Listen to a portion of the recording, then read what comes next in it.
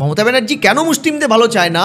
মমতা ক্ষমতায় আসার পরে পলিটিক্যালি মরছে কারা মুসলিম, মারছে কারা মুসলিম। তামান্না, যার উদাহরণ আপনি দিয়ে শুরু করলেন, অর্থাৎ তামান্না মডেল মমতা ব্যানার্জি চায়। এদেরকে ভোট ব্যাংকের মেশিনারিজ করে মারবে এরা, ভোট লুট করবে এরা, মরবে এরা, এদের বাড়িতে তামান্না তৈরি হবে।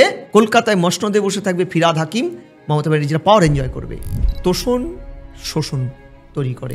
প্রকৃত মুসলিম যারা সত্যিকারের মণ্ডল কমিশনের সুপারিশে বা সঠিকভাবে সার্ভে করলে তারা সংরক্ষণ পেতে পারতো বা তাদের ডেভেলপ হতো, তাদের কি হলো? তারা তো রইল।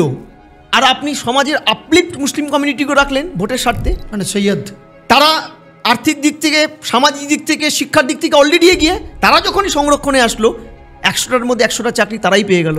সেখানে তো এই যে সংরক্ষণের নাম করে, বা আমি যদি রাজনীতিতে বলি, শিক্ষার জগতে যে যদি বলি, মুসলিমদের সবসময় আপার কাস্টে তো জায়গা পেয়ে এসছে, যে যারা একদম নিচুর যারা, তারা তো কোনোভাবে সেই জায়গাটা পাচ্ছে না। তারা ওই ভোটের সময় আসছে ঝান্ডা ধরতে। মমতা ব্যানার্জি নিজেও চাননি সংরক্ষণটা হোক। সত্যবচন চ্যানেলে আপনাকে অসংখ্য ধন্যবাদ আসার জন্য, আমাদেরকে সময় দেওয়ার জন্য। তো একটা প্রশ্ন আপনাকে প্রথমেই আমি করার খুব ইচ্ছে রয়েছে।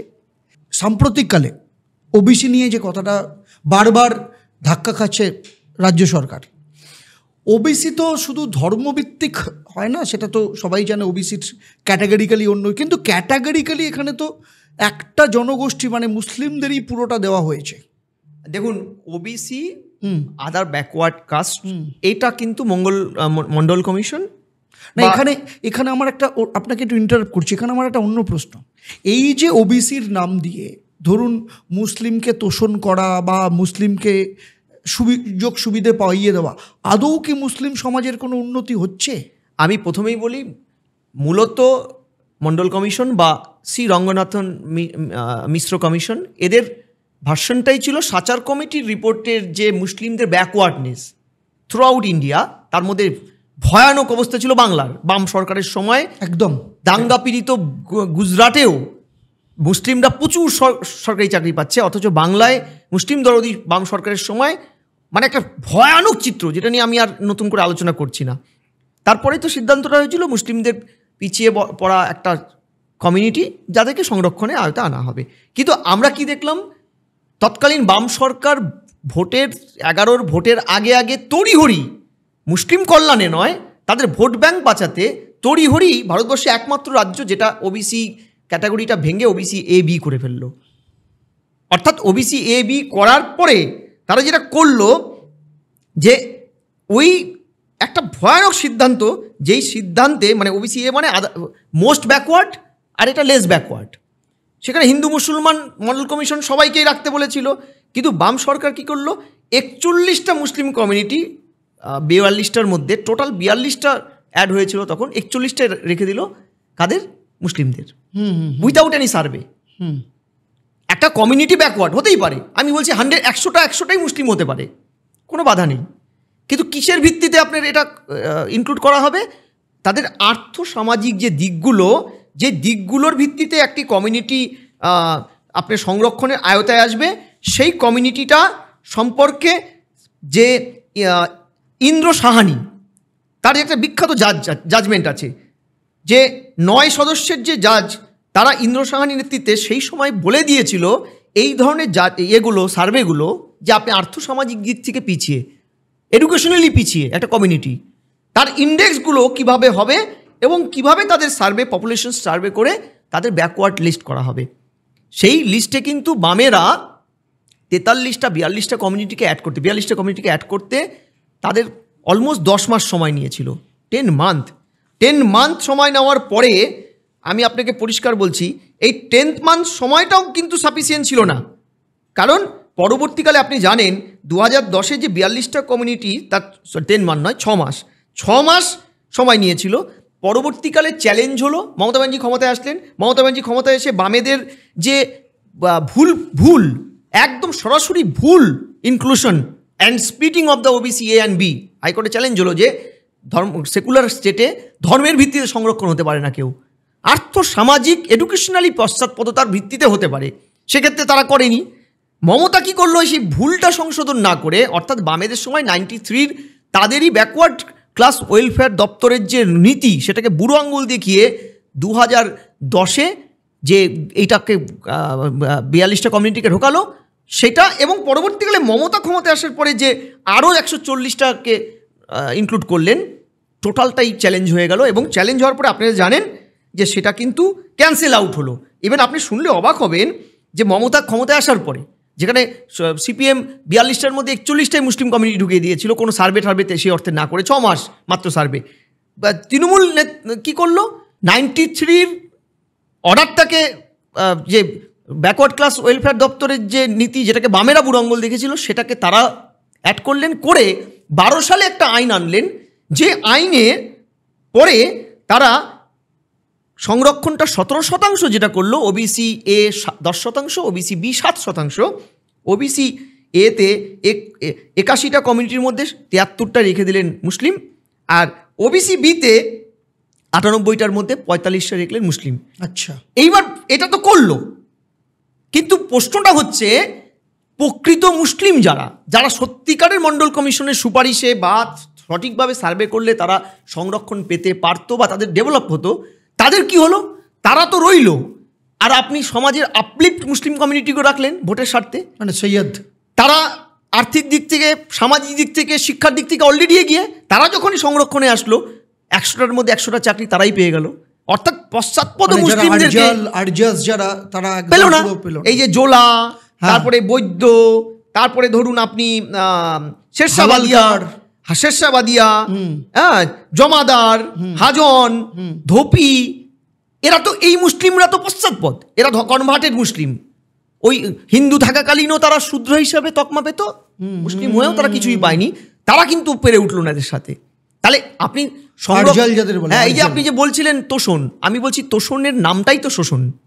তোষণে তো ডেভেলপ হয় না, মানে এমন একটা জায়গা মমতা ব্যানার্জি তৈরি করে ফেললো যে হাইকোর্টের গোতা খাওয়ার পরে যখন নতুন করে ওবিসি মডিফিকেশন চাওয়া হলো, তখন মমতা ব্যানার্জি, দেখুন কী ভয়ানক অবস্থা, যে মমতা ব্যানার্জি হাইকোর্টের নির্দেশকে করে 18/3/2025 সুপ্রিম কোর্ট বলল নতুন করে করতে, 3 মাসের সার্ভে রিপোর্ট তারা বলল জমা করবে, রাজ্য বলল। আচ্ছা, ভালো কথা, সুপ্রিম কোর্ট কিন্তু ওয়ার্নিং দিয়েছিল 3 মাস করবেন, ঠিক আছে, কারো কোনো পার্টির জন্য ক্ষতি না করে হয় এটা, আচ্ছা ভালো। 13/5/2025 মে মাসের 113টা কমিউনিটিকে ওবিসি হিসাবে চিহ্নিত করলো, স্টাক ডাউন করলো হাইকোর্ট, বাতিল, 113টা নেওয়া যাবে না। এইবার মমতা ব্যানার্জি কী করলো, 113টা যেটা চ্যালেঞ্জ হাইকোর্ট তাদেরকে স্টাক ডাউন করেছে, তাদেরকে অ্যাড করলো, আবার 76টা নতুন করে অ্যাড করলো। আচ্ছা, তন্তুজ ভবনে। এবং খেয়াল রাখুন, এখানে কিন্তু কোনো হিন্দুকে অ্যাড করা হয়নি। হাইকোর্টে এটা আবার ফার্দার মামলা হলো 6/5/2025 হাইকোর্টে ডিভিশন বেঞ্চের জাস্টিস মান্তার এবং চক্রবর্তীর বেঞ্চ, তারা বলল এইটা ঠিক নয়, নতুন করে করুন, নতুন আরও কিছু হিন্দু ডাকুন। কারা? হিন্দুদের মধ্যে 7টি কমিউনিটি, তার মধ্যে মাহিষ্য, একাদশ তিলি, কায়স্থ, গন্ধবণিক, এদেরকে। ভাবলে অবাক হবেন, এই 113+76 এদের জন্য মমতা ব্যানার্জির সময় নিয়েছিল মাত্র 3 মাস, যেটা কান্ট পসিবল, এটা সার্ভে হয়নি। হিন্দু 7টি কমিউনিটির জন্য মমতা ব্যানার্জি হাইকোর্টের গোতাকে 26/5/2025 থেকে 6/6/2025 মাত্র 8 দিন সময় নিল সার্ভে করার জন্য। এই 8 দিনে নোটিফিকেশন জারি হয়েছে, এই মানুষগুলো জানতে পেরেছে কি না, আদৌ জানতে পারলে কি না, অর্থাৎ পুরো সার্ভেটাই ছিল ফার্স। ফলে এটা সার্ভে বা এদের সামাজিক উন্নয়নের জন্য মমতা করেনি, এটা করেছিল ভোট ব্যাংকের উন্নয়নের জন্য। ফলে প্রকৃত যারা সংরক্ষণকারী, সে মুসলিম হোক হিন্দু হোক, তারা পায়নি। একদম হাইকোর্টে চ্যালেঞ্জ হয়েছে। আমি আপনাকে পরিষ্কার বলছি, আজকে বোধহয় মামলাটা শুনানি, জানি না লেটেস্ট কি আপডেট আছে। আমি বলছি যদি সঠিক অর্থে চ্যালেঞ্জ হয় না, মমতা ব্যানার্জি এটা আবার হেরে যাবে এবং আবার এই রাজ্য সরকারের মুখ চুন হবে। কারণ সরকার চাইছেও মুখ চুন হোক, তা না হলে হাইকোর্ট তার অর্ডারে পরিষ্কার বলে দিয়েছে 2009-এর যে ইয়েটা ছিল 66 কমিউনিটি, 66টা কমিউনিটি, অর্থাৎ 7% যেটাকে ধরা হয়েছিল, তাদেরকে সংরক্ষণে নিয়ে ওবিসির রিজার্ভেশন করে চাকরি ভর্তি করাবেন। মমতা মেনেছে হাইকোর্টের অর্ডার। দীর্ঘদিন অ্যাডমিশনটাকে আটকে রেখেছিল, চাকরি পরীক্ষা নেওয়া হচ্ছে না ওবিসির জন্য, অথচ হাইকোর্টের কোনো বাধা নেই। হাইকোর্ট বারবার মুখ্য সচিবকে ডেকে পাঠিয়েছে, আজও জয়েন্ট এন্ট্রান্সের রেজাল্ট বেরোয়নি ইঞ্জিনিয়ারিংয়ের, ভাবুন কি চলছে। কোথাও হাইকোর্ট বলেনি, কোথাও কোনো আইনি বাধা নেই। মুখ্য সচিবকে বারবার ডেকে হাইকোর্ট গালাগালি করেছে। আমি কোথায় বাধা দিয়েছি? আমি তো বলেই দিয়েছি 2009-এর যে 66টা লিস্ট আছে 7%, ওটার ভিত্তিতে আপনি সংরক্ষণটাকে ধরে নিয়ে ওবিসির রিজার্ভেশনটা করুন। মানছে কি না? তাহলে দেখুন, আমি এটা নিয়ে একটা আলাদা করে আমি একটা ভিডিও বানিয়েছি, আমার চ্যানেলে রয়েছে। এই যে মুসলিম কাস্ট সিস্টেম, যেটা যে মুসলিমদের মধ্যেও যে কাস্ট সিস্টেম রয়েছে, সেখানে তো এই যে সংরক্ষণের নাম করে, বা আমি যদি রাজনীতিতে বলি, শিক্ষার জগতে যে যদি বলি, মুসলিমদের সবসময় আপার কাস্টই তো জায়গা পেয়ে এসছে। যে যারা একদম নিচুর যারা, তারা তো কোনোভাবেই সেই জায়গাটা পাচ্ছে না। তারা ওই ভোটের সময় আসছে ঝান্ডা ধরতে, না যে কোনো দলের ক্ষেত্রেই। আমি আবার বলছি যে মুসলিমদের বলতে নেই, দ্বিধাহীনভাবে বলছি, ধর্ম সংরক্ষণ ওদেরকে ভোট ব্যাংক করেই রেখেছে। প্রকৃত উন্নয়ন তো কেউ চায়নি, বামেরা চায়নি, ওদের না কেউ দরদি চাইনি, না কেউ না। চাইলে আজকে স্বাধীনতা এত বছর পরে তাদেরকে বলতে হয় না সংরক্ষণ নিতে হবে, সাচার কমিটিকে বলতে হয় না এইভাবে, শ্রী রঙ্গনাথন মিশ্র কমিটিকে বলতে হয় না আঙুল দেখিয়ে। এটা তো দ্বিধাহীনভাবে আমি বলছি। সোশ্যাল রিপ্রেজেন্টেশনের জন্য পলিটিক্যাল পার্টির উইলিংনেস দরকার, তার জন্য সংরক্ষণ দরকার না। আপনি সংরক্ষণ করার মন্ত্রকে আটকে দিলেন, হাত পা বেঁধে দিলেন। মমতা ব্যানার্জি কেন মুসলিমদের ভালো চায় না? মমতা ক্ষমতায় আসার পরে পলিটিক্যালি মরছে কারা মুসলিম, মারছে কারা মুসলিম। তামান্না, যার উদাহরণ আপনি দিয়ে শুরু করলেন, অর্থাৎ তামান্না মডেল মমতা ব্যানার্জি চায়। এদেরকে ভোট ব্যাংকের মেশিনারিজ করে মারবে এরা, ভোট লুট করবে এরা, মরবে এরা, এদের বাড়িতে তামান্না তৈরি হবে। আর কলকাতায় মসনদে বসে থাকবে ফিরহাদ হাকিম, মমতা ব্যানার্জিরা পাওয়ার এনজয় করবে। ফলে আপার ক্লাস, এই জায়গাটা কিন্তু বুঝতে হবে। আমি জানি না মুসলিম ভাইরা বুঝবে কি না। সাচার কমিটি ওদের চোখ খুলে দিয়েছিল, বামেদের থেকে ওরা সরে গেছিল। তৃণমূলের এই যে সীমাহীন মানে আপনার এই যে ইয়েগুলো তোষণ, অ্যাপিসমেন্ট পলিটিক্স, এটা তো শোষণ করছে। আজকে মুসলিমদের তারা বোঝাচ্ছে দুর্নীতি ছেড়ে দাও, আমার করাপশন ছেড়ে দাও, প্রোটেকশন আমি দিচ্ছি তোমাদেরকে বিজেপির থেকে। আচ্ছা আপনি বলুন তো, 19টা 18টা রাজ্যে বিজেপি কোথায় মুসলিমদের ধাক্কা মেরে তাড়িয়েছে? বলুন একটা বাংলাদেশ বা পাকিস্তানের নাগরিকত্ব নিয়েছে দেশের মুসলিম বিজেপির অত্যাচারে বা অন্য কোনো দলের? এই যে ভ্রান্ত ধারণাগুলো তৈরি করে রেখেছে, বাজারে ছেড়ে রেখেছে, এটাও তোষণেরই পার্ট এটা। এবং আমি এরকম, আপনারও এক্সপিরিয়েন্স আছে, আমিও দেখেছি প্রচুর জায়গা রয়েছে মুসলিমরা যেখানে থাকে এতটা অস্বাস্থ্যকর অবস্থায় তারা কোনো রকমে মাথা গোজার একটা ঠাঁই নিয়ে রয়েছে, দিনের পর দিন এদের দিকে কেউ ফিরেও তাকায়নি। আমি আবারও বলছি আপনাকে, শোষণ তৈরি করে। তা না হলে আমি রাষ্ট্রপতি বানিয়ে দিলাম কোনো একজন আদিবাসী মহিলা বা মুসলিম ভদ্রলোককে, এন্টায়ার কমিউনিটির তাতে কোনো কিছু আসে যায় না। ঠিক, ওটা জাস্ট একটা লালিপপ। সার্বিক উন্নয়নের জন্য সরকারের উইলিংনেস দরকার, আর তার জন্য ভোট রাজনীতির বাইরে বেরোতে হবে, আর সচেতন হতে হবে সেই সম্প্রদায়কে যাদের নিয়ে ভোট রাজনীতি করে যাচ্ছে এই দলগুলো। বাস, শেষ কথা এটাই। তো সেক্ষেত্রে কি এই যে ওবিসি নিয়ে এই যে সমস্যা, যেটা এর কি কোনো হাল বেরোবে নাকি এটাই? দেখুন, ওইটাকেই হাইকোর্ট তো বলেই দিয়েছে, সুপ্রিম কোর্টেও সরকার গিয়েছে, কিছু একটা সমাধান তো বেরোবেই, কিন্তু যত তাড়াতাড়ি বেরোয় তত মঙ্গল।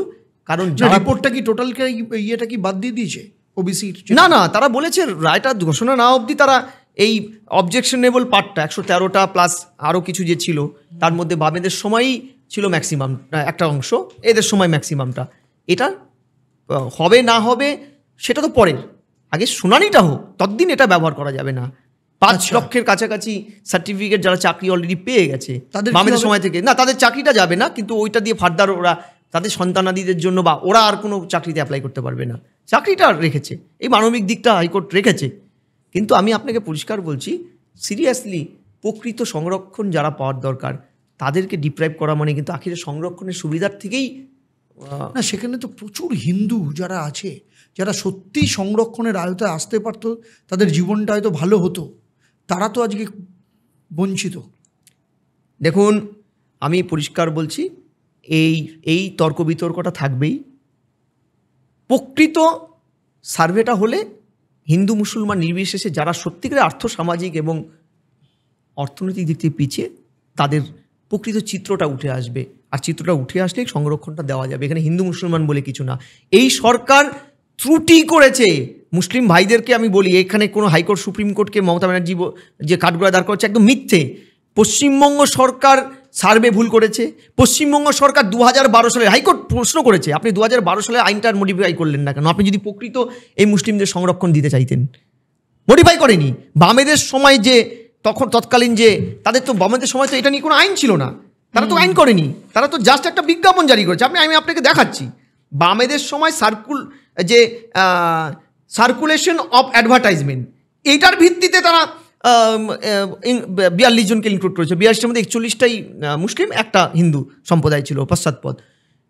মমতা ব্যানার্জি 2012-তে আইন আনলেন, সে আইনটাকে মডিফাই করেই তো এই ইনক্লুশনটা করতো। হাইকোর্টের প্রশ্ন করার জায়গা ছিল না, করেনি বিকজ মমতা ব্যানার্জি নিজেও চায়ননি সংরক্ষণটা হোক।